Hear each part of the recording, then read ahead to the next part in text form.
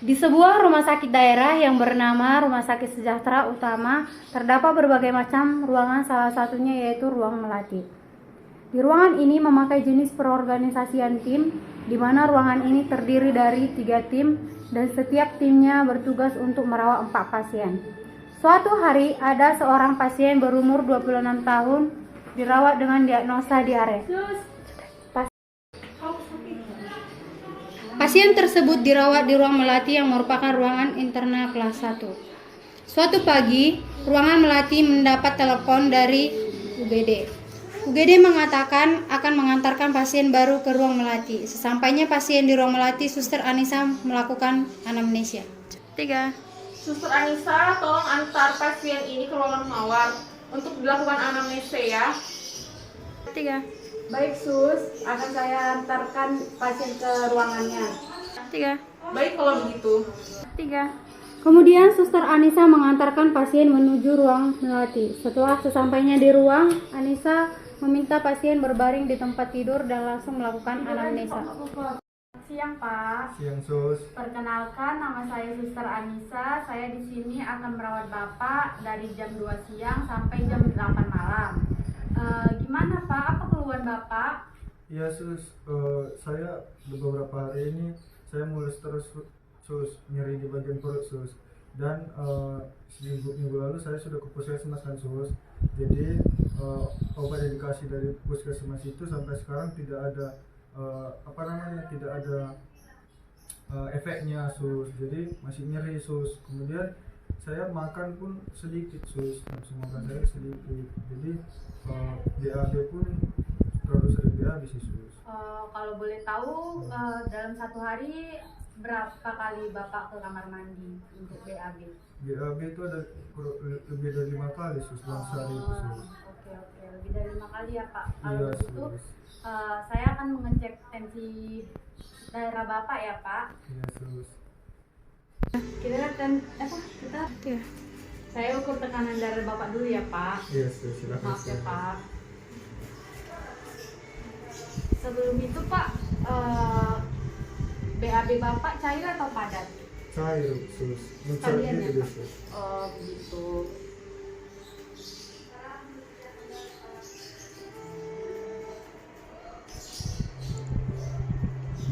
Bentar ya Pak. Iya Sus. Tensi Bapak rendah 90/60. Iya Sus. Suhu badan Bapak agak demam, yaitu 38 derajat. Iya, Sus. Gimana rasa Bapak? Apakah ada oyong-oyong Bapak? Iya masih pusing Sus. Oh begitu ya. Setelah Suster Anissa mengukur berat badan Tuan B dan vital signs, dia mendapatkan hasil berat badan 55 kg, tensi 90/60 mmHg, suhu 80 derajat Celcius, nadi 68 kali per menit. Setelah itu, Suster Anissa menyampaikan hasil pengkajiannya ke perawat.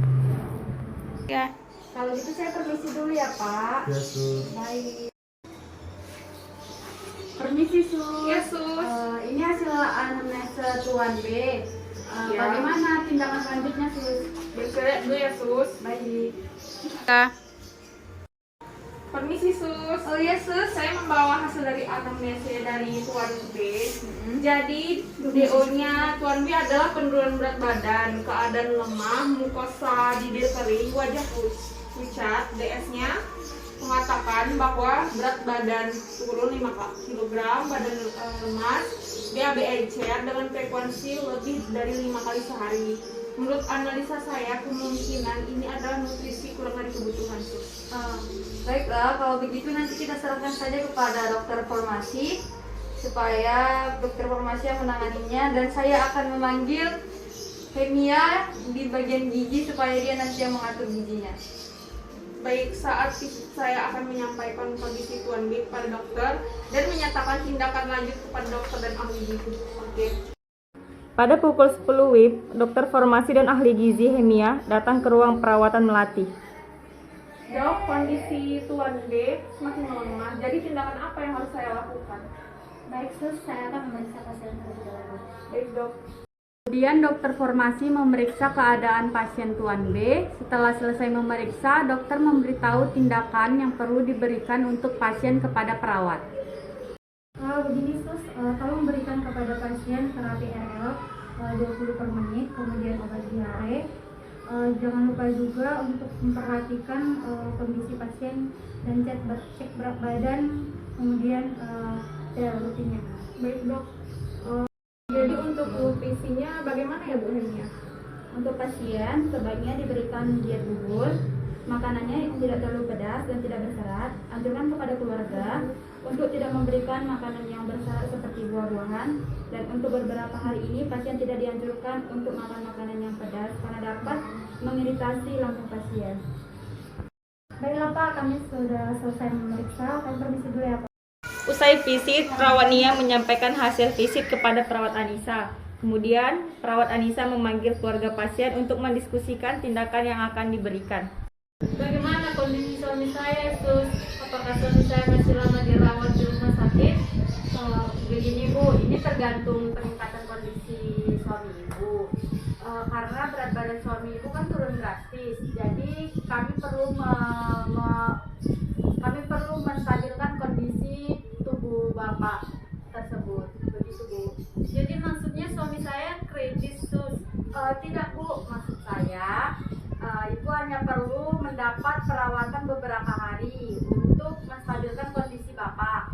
Jadi kami menganjurkan untuk beberapa hari ini suami Ibu tidak makan makanan yang pedas dan berat seperti buah-buahan. Lebih baik jika suami Ibu hanya memakan makanan yang disediakan rumah sakit.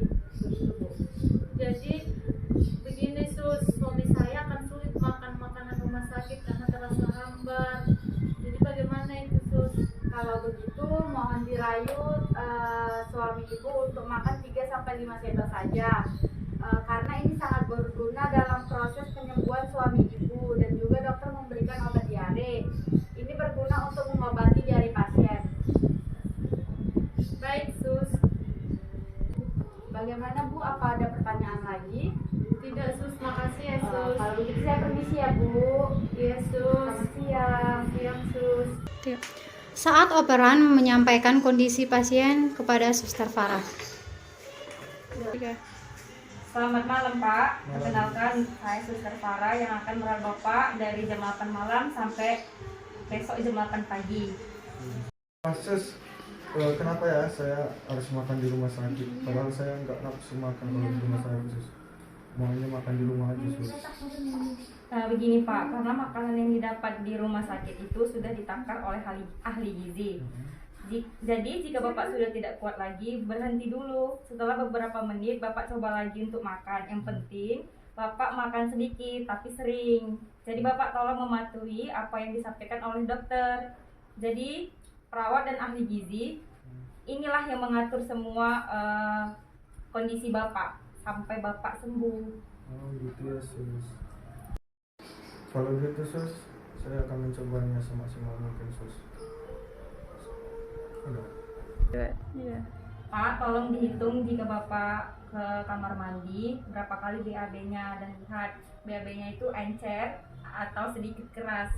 Iya Sus. Kalau begitu saya permisi dulu ya Pak. Selamat malam. Malam Suster.